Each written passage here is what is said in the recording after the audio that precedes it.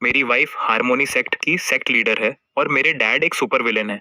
एक विलेन का बेटा होने के नाते, यानी गुचांग फेंग, मेरे डैड ने मुझे ओरिजिनल स्टोरी के मुताबिक टैंग सैन की बचपन की दोस्त लियू रुयान से पता चल गया तो मैं 3 दिनों के भीतर सड़कों पर मरा हुआ मिलूंगा। प्लॉट की पूरी नॉलेज के साथ यहाँ ट्रांसमाइग्रेट होने के बाद मुझे तेजी से काम करना था। मैंने शादी से साफ मना कर दिया, कोई चांस ही नहीं है। लियू रुयान और मैं पूरी तरह से इनकम्पैटिबल हैं। मैं उससे शादी करने के बजाय मरना पसंद करूंगा। अगर आपको इतनी ही वारिस की जरूरत है तो अपने लिए कोई कंक्यूबाइन ढूंढ लीजिए। मेरे पिता गुआओतियन ने मुझे शांति से देखा। किसी भी लड़की का नाम लो, जब तक वह एक अच्छे परिवार से आती है और उसका बैकग्राउंड क्लीन है, मैं शादी का अरेंजमेंट कर दूंगा।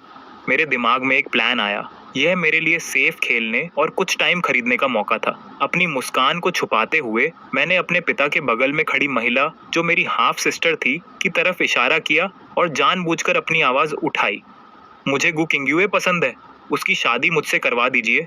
सब कुछ परिवार में ही रहने दीजिए। जैसे ही ये शब्द मेरे मुंह से निकले, मैं एकदम तनाव में आ गया। मुझे अच्छी तरह पता था कि मेरे पिता का गुस्सा कितना खतरनाक था। यह रिस्की कदम सिर्फ एक बात का जुआ था। वह अपनी बेटी को कभी सच में मुझे नहीं सौंपेंगे। गुआओतियन और गु किंग्युए दोनों पूरी तरह शांत हो गए। कमरे की हवा एक पल के लिए जम सी गई। फिर मेरे पिता ने बेहद ठंडे शब्दों में कहा, बाहर निकलो। इससे पहले कि मैं कुछ रिएक्ट कर पाता, बटलर वांगबो ने मेरी छाती पर एक प्रेशर पॉइंट दबा दिया। मेरे पूरे शरीर में एक सुन्नता की लहर दौड़ गई। फिर उसने मुझे अनाज की बोरी की तरह अपने कंधे पर लाद लिया और दरवाजे से बाहर कूद गया। मैं पूरी तरह से दिशाहीन होकर यहाँ वहाँ उछल रहा था। मुझे सिर्फ अपने पिता की आवाज सुनाई दे रही थी, जो गु किंग्युए को फ्रंटियर लौटने का आदेश दे रहे थे, और उसके बाद ऑफिशियल डॉक्यूमेंट्स पर ब्रश के घिसने की आवाज आ रही थी। मुझे एक पूरे दिन के लिए साइड रूम में बंद रखा गया, जहां मैं शादी को और टालने के तरीके सोच रहा था। तभी अचानक दरवाजे के बाहर से एक तीखी आवाज आई, नहीं, शुभ मुहूर्त आ गया है, सेरेमनी का समय हो गया है। मैं अंदर हैरान बैठा था। मेरे अंदर बगावत की एक लहर उठी।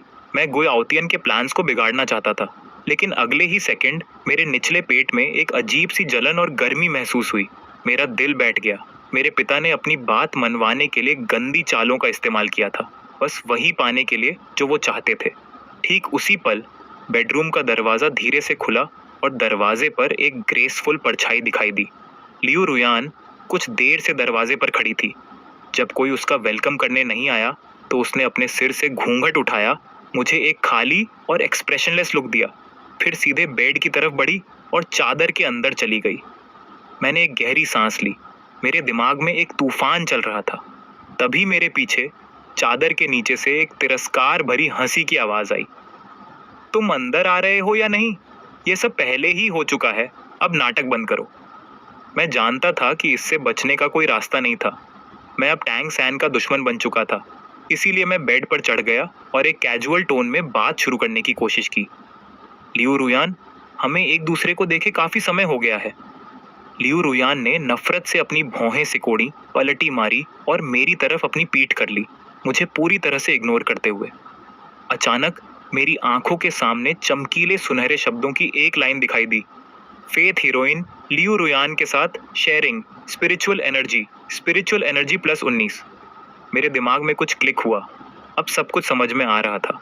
विलेन के साइडकिक के रूप में फेथ हीरोइन के साथ एक बॉन्ड बनाकर कनेक्शन बिल्ड करने से मेरे बोनस स्टैट्स बूस्ट हो सकते थे। 1000 व्यूज को 1 मिलियन व्यूज में बदल दोगे। मैंने ओरिजिनल स्टोरी के बारे में दोबारा सोचा। लियू रुयान एक चार्म फिजिक के साथ पैदा हुई थी। जब टैंग सैन ने उसे चांसलर के एस्टेट से बचाया था तो उसने उसी प्रोसेस में मुझे मार डाला था। उसके बाद टैंग सैन भागता रहा। बाद में लियू रुयान को हारमोनी सेक्ट ने अपने पास रख लिया और आखिरकार वह उसकी सेक्ट लीडर बन गई। यहाँ तक कि मेरे विलेन पिता भी उसका मुकाबला नहीं कर पाए थे। ठीक उसी समय लियू रुयान ने नोटिस किया कि मैं उसकी पीठ को घूर रहा था। वह बेताबी से घूमी और मुझसे पूछा कि क्या मैंने पूरा देख लिया है, जिसने मुझे मेरी सोच से बाहर निकाला। मैंने खुद को शांत रखा और कंपोज्ड रहने की कोशिश की। हमारी अभी अभी शादी हुई है। अगर मैं इतनी जल्दी तुम्हें देखकर थक गया तो हम अपनी बाकी की जिंदगी एक साथ कैसे बिताएंगे? लियू रुयान ने एक ठंडी सांस ली और वापस दीवार की तरफ मुंह कर लिया। तुम्हें इस समय खुद पर बहुत गर्व हो रहा होगा, दुनिया के टॉप पर, वेडिंग नाइट और ये सब। हाँ, मुझे काफी अच्छा लग रहा है, मैंने एक हल्की हंसी के साथ कहा। ज्यादा मत उड़ो। तुम्हारे पास मेरी बॉडी हो सकती है, लेकिन तुम्हें मेरा दिल कभी नहीं मिलेगा। उसकी आवाज में एक जिद्दीपन था। मैंने धीरे से उसका चेहरा अपनी तरफ घुमाया ताकि वह सीधे मेरी तरफ देख सके। हम अब पति पत्नी हैं, बिल्कुल साफ तौर पर। तुम मेरे प्रति इतनी हॉस्टाइल क्यों हो रही हो? लियू रुयान की आंखों में साफ नफरत देखकर मैं जान गया कि यह तरीका काम नहीं करने वाला था। और आधा दिन बीत जाने के बाद भी मुझे स्पिरिचुअल एनर्जी का एक भी पॉइंट वापस नहीं मिला था। मुझे नोवेल से याद आया कि उसका टैंग सैन के साथ एक गहरा अटैचमेंट था। अगर मैंने उस बात का सीधे सामना नहीं किया तो मेरे लिए उसका अफेक्शन कभी नहीं बढ़ेगा। मैंने एक गहरी सांस ली और जानबूझकर 1 साल पहले की बात उठाई, जब मैंने उसे चांसलर के एस्टेट में किडनैप करवाया था और इसी बेड पर बांध दिया था। इस याद ने लियू रुयान के गुस्से को तुरंत भड़का दिया। उसका चेहरा लाल हो गया और आंखें गुस्से से चमकने लगीं। उसने मुझ पर हमला किया और यहाँ तक कि मेरी कलाई पर जोर से काट लिया। यह उतना जोरदार नहीं था, बल्कि ऐसा लग रहा था जैसे वह अपनी सारी दबी हुई भड़ास निकाल रही हो, इन्हें रही हो। मैं दर्द से कराह उठा, लेकिन मैंने हाथ पीछे नहीं खींचा। मैंने बस लियू रुयान को काटने दिया। आखिर हम पति पत्नी हैं, क्या हम इस बारे में शांति से बात नहीं कर सकते? मैंने अपनी कलाई को रगड़ा, थोड़ा परेशान और थोड़ा हैरान महसूस करते हुए। भले ही मुझसे शादी करना तुम्हारी आखिरी ख्वाहिश रही हो, फैक्ट यही है कि तुम अब मेरी वाइफ हो और ये बदलने वाला नहीं है। तो क्यों ना अतीत को भुलाकर खुलकर बात करें और सच में एक ऐसा कपल बने जो एक दूसरे को सपोर्ट करे। क्या ये बेहतर नहीं होगा? जैसे ही मेरे शब्द खत्म हुए, मेरी आंखों के सामने एक ट्रांसलूसेंट पैनल तैरने लगा। फेथ हीरोइन लियू रुयान के साथ sharing spiritual energy, spiritual energy +8। मेरा दिल खुशी से उछल पड़ा। लक हर कैरेक्टर के लिए सबसे कोर स्टैट होता है। जिस वजह से मैं हमेशा बीमार और कमजोर रहता था और कल्टीवेशन के रास्ते पर नहीं चल पाता था, वह यह था कि मेरा लक स्टैट बिल्कुल रॉक बॉटम पर था। इन सभी सालों में गुआउतियन मुझे जिंदा रखने के लिए रेयर हेवनली ट्रेजर्स का अरेंजमेंट कर रहे थे, और अभी मेरा लक वापस 0 पर आ गया था। मैं लियू रुयान को समझाता रहा कि मैं वैसा बदमाश नहीं हूं जैसा वह सोचती है। जब मैं तुम्हें चांसलर के एस्टेट में लाया था तो वह असल में तुम्हें प्रोटेक्ट करने के लिए था, मैंने उससे कहा। गुआउतियन के पास पूरा कोर्ट उनके कंट्रोल में था। हर ऑफिशियल उनका वफादार कुत्ता था, और तुमने एक युवा महिला होने के नाते कविताओं में उनका मजाक उड़ाने की हिम्मत की थी। उनके बिना ऑनर्डर दिए ही बहुत से ऑफिशियल्स पॉइंट्स स्कोर करने के लिए तुम्हें खुद ही खामोश कर देते, तुम्हें मार डालते। अगर मैं बीच में नहीं आता तो तुम मर चुकी होती। लियू रुयान के एक्सप्रेशन को थोड़ा नरम होते देख, जब बहस करने के लिए कुछ नहीं बचा तो मैंने इस मौके का पूरा फायदा उठाया। मैंने उसे बताया कि उस रात कुछ नहीं हुआ था। उसे डराना तो बस सेकेंडरी था। असली पॉइंट बाहर वालों के लिए एक शो पुट ऑन करना था, ताकि सबको लगे कि मैं बस मजे के लिए वहां था। और कोई भी पर विश्वास करना अभी भी मुश्किल था, लेकिन उसे कोई सॉलिड मुकाबला नहीं मिला। उसके दिमाग में एक विचार आया। शायद उसने सच में मुझे गलत समझा था। उसी पल एक और पैनल पॉपअप हुआ। फेथ हीरोइन लियू रुयान के लक के साथ शेयरिंग, लक बढ़ रहा है।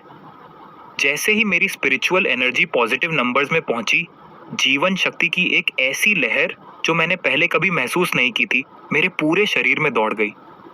मैं तुरंत समझ गया कि शेयर्ड लक सिस्टम कैसे काम करता है। लियू रुयान की मेरे प्रति एक्सेप्टेंस बढ़ाओ। गु चांगफेंग, यह मत सोचो कि तुम मुझे बेवकूफ बना सकते हो। मैं तुम पर कभी भरोसा नहीं करूंगी। लियू रुयान ने अपना सिर घुमाया। उसका चेहरा पूरी तरह बगावत से भरा था। मैंने अपनी एक्साइटमेंट को कंट्रोल किया और अपनी आवाज को कोमल और शांत रखा। मैंने हाथ आगे बढ़ाया और उसके चेहरे से बालों की लटों को धीरे से हटाया। यही सच है। तुम अभी मुझ पर विश्वास नहीं कर रही हो, कोई बात नहीं, इसे थोड़ा समय दो। हमारी शादी जितने लंबे समय तक चलेगी, तुम उतना ही देख पाओगी कि मैं असल में कौन हूँ। जब उसने मुझसे पूछा कि मैंने तब उसकी प्रोटेक्शन क्यों की थी, मैंने बात को आगे बढ़ाते हुए कहा, ज्यादा शेयर्ड बोनस अनलॉक करने के लिए। मैंने कहा कि मैंने एक बार एक पोएट्री गैदरिंग में उसकी एक झलक देखी थी और मुझे उसी पल उससे प्यार हो गया था। मैं उसे अपने दिमाग से निकाल नहीं पा रहा था और चुपचाप मन ही मन तय कर लिया था कि एक दिन मैं उसे अपनी वाइफ बनाऊंगा। उन शब्दों ने लियू रुयान पर बिजली की तरह असर किया। उसका दिल एक हल्की धड़कन से सीधे तेजी से धड़कने लगा। उसकी खूबसूरत आंखें इमोशन से बड़ी हो गईं। सिस्टम पैनल फिर से बजा। स्पिरिचुअल एनर्जी लगातार बढ़ रही है। मेरे मुंह के कोने पर एक सेटिस्फाइड मुस्कान आ गई। मैंने अपनी बात जारी रखी और झूठ बोला कि वह चांसलर के एस्टेट में इसलिए आई थी क्योंकि जब मैंने सुना कि उसके पिता को सम्राट को ठेस पहुंचाने के आरोप में जेल में डाल दिया गया है, तो मैंने तुरंत अपने पिता से कहकर उन्हें बाहर निकलवाया। लेकिन जैसे ही ये शब्द मेरे मुंह से निकले, लियू रुयान ने मेरी चोरी पकड़ ली। जब गुआउतियन ने 2 दिन पहले उस पे इस शादी के लिए प्रेशर डाला था, तो उसने विशेष रूप से उनसे इस बारे में पूछा था और उन्होंने साफ कर दिया था कि मुझे बिल्कुल आइडिया नहीं था कि उसके पिता जेल में हैं और मैंने कभी किसी को आज़ाद करने का ऑर्डर नहीं दिया। ये फोर्स्ड मैरिज पूरी तरह से गुआउतियन का अपना इरादा था। मेरी मुस्कान मेरे चेहरे पर जम गई।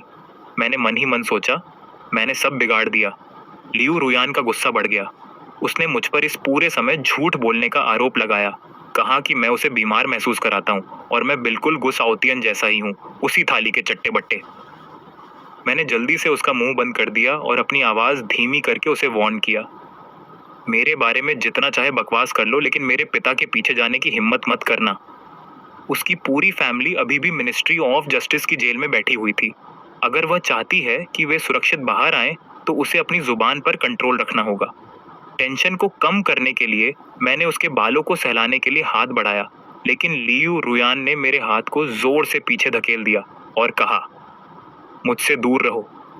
मैंने एक सांस ली, लेकिन बात को जाने दिया और आसानी से सब्जेक्ट को उसके बचपन के दोस्त टैंग सैन की तरफ शिफ्ट कर दिया और पूछा कि क्या मेरे पास न आने की वजह यह थी कि वह जानती थी कि टैंग सैन उसके लिए फीलिंग्स रखता है।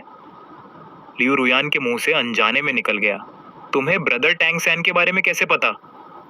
मैंने उसे चिढ़ाया कि कैसे वह मेरे मुंह पर मुझे एक बेशर्म कमीना कहती है, फिर भी टैंग सैन को इतने प्यार से अपना भाई बुलाती है, और उसे याद दिलाया कि वह इस समय मेरे बेड पर लेटी हुई है। लेकिन हमारे बीच की दूरी को कम करने के लिए मैंने धैर्यपूर्वक समझाया कि मैं उसे बेहतर समझना चाहता था, इसलिए मैंने उसके पास्ट के बारे में थोड़ी छानबीन की थी।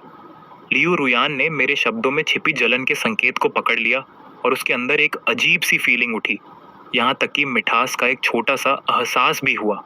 उसने पहले ही खुद को अपनी बाकी की जिंदगी दुखी रहने के लिए तैयार कर लिया था, लेकिन अब करीब से देखने पर उसे एहसास हो रहा था कि मैं पूरी तरह से वैसा सड़ा हुआ बदमाश नहीं हूं जैसा अफवाहों में बताया गया था। एक संक्षिप्त पॉज के बाद उसने मुझे ईमानदारी से बताया कि वह और टैंग सैन बस भाई बहन की तरह थे, उससे ज्यादा कुछ नहीं। मैंने इस पर एक हल्की हंसी छोड़ी और धीरे से उसे अपनी बाहों में खींच लिया। उसे चिढ़ाते हुए कहा कि मैं उसके इस स्पेशल फ्रेंड के बारे में सब कुछ सुनना चाहता हूँ। इसने लियू रुयान को कशमकश में डाल दिया। वह समझ नहीं पा रही थी कि मेरा टैंग सैन के बारे में इतना परवाह करना एक अच्छी बात थी या बुरी बात। इसी बीच टैंग सैन कैपिटल से कुछ 100 मील दूर एक सुनसान इलाके में पहुंच चुका था। तारों की तरफ देखते हुए वह अपनी एक्साइटमेंट को रोक नहीं पाया और चिल्लाया, 3 साल! आखिरकार मैं कैपिटल वापस आ गया। वह लियू रुयान को अपने साथ ले जाने के लिए आ रहा था। उसके दिमाग में एल्डर यू को अब गिर रहा, एल्डर यू की आवाज ने उसे वार्न किया। क्लाउड मिस्ट सेक्ट के एक डिसाइपल होने के नाते चांसलर के लोगों द्वारा पकड़े जाने का मतलब निश्चित मौत था, और उन्हें चिंता थी कि लियू रुयान के प्रति उसका पागलपन उसकी ट्रेनिंग को धीमा कर रहा था। लेकिन टैंग सैन ने जिद की कि लियू रुयान उसकी मोटिवेशन थी, न कि कोई डिस्ट्रैक्शन। भले ही इसके लिए उसे अपनी जान गंवानी पड़े, उसे कोई पछतावा नहीं था। एल्डर यू ने आखिरकार बहस करना बंद कर दिया। हमारी तरफ वापस आए तो लियू रुयान अपने अपने और टैंग सैन के बारे में किसी भी डायरेक्ट बात से बचती रही। इसलिए मैंने अपनी फीलिंग्स को एक्सप्रेस करने के लिए कोमल शब्दों का इस्तेमाल किया, जिसमें हर एक शब्द में असली वजन और परवाह थी। और इसी तरह मेरा लक स्टैट सीधे ऊपर चला गया। मेरा दिल दीवाना हो रहा था। क्लियरली सिंसियरिटी ही उसे जीतने का सबसे बेस्ट तरीका था। मैं एक पल के लिए रुका और फिर बात जारी रखी, यहाँ तक कि कैजुअली खुद आगे बढ़ी और उसने धीरे से मेरे गाल पर किस कर लिया। उसी समय सिस्टम पैनल नए टेक्स्ट के साथ चमक उठा।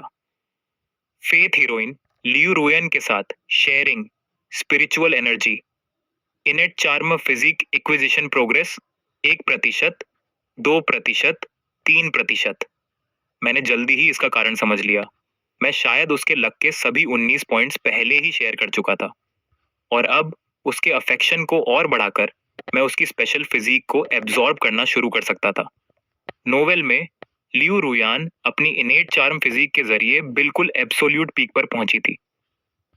यह सब तब शुरू हुआ जब वह और टैंग सैन भाग रहे थे और अचानक उनका सामना हारमोनी सेक्ट के लीडर से हुआ, जिसने उसे एक डिसाइपल के रूप में रख लिया और उसे लेजेंडरी सेडक्शन एम्परर आर्ट सिखाया, जिसने उसे आखिरकार मेरे विलेन पिता को हराने की पावर दी।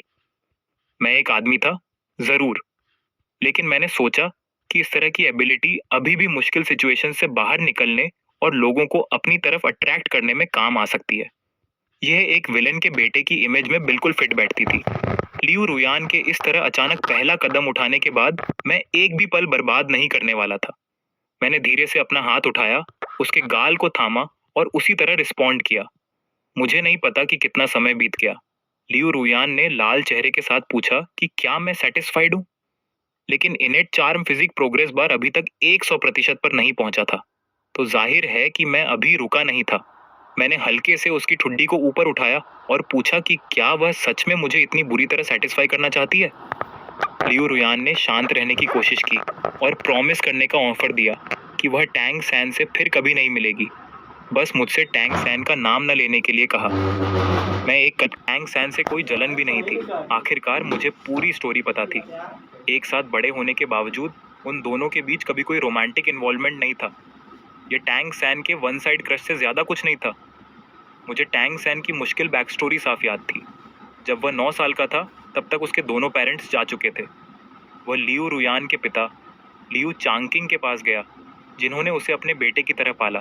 पॉकेट मनी के लिए अब घर वालों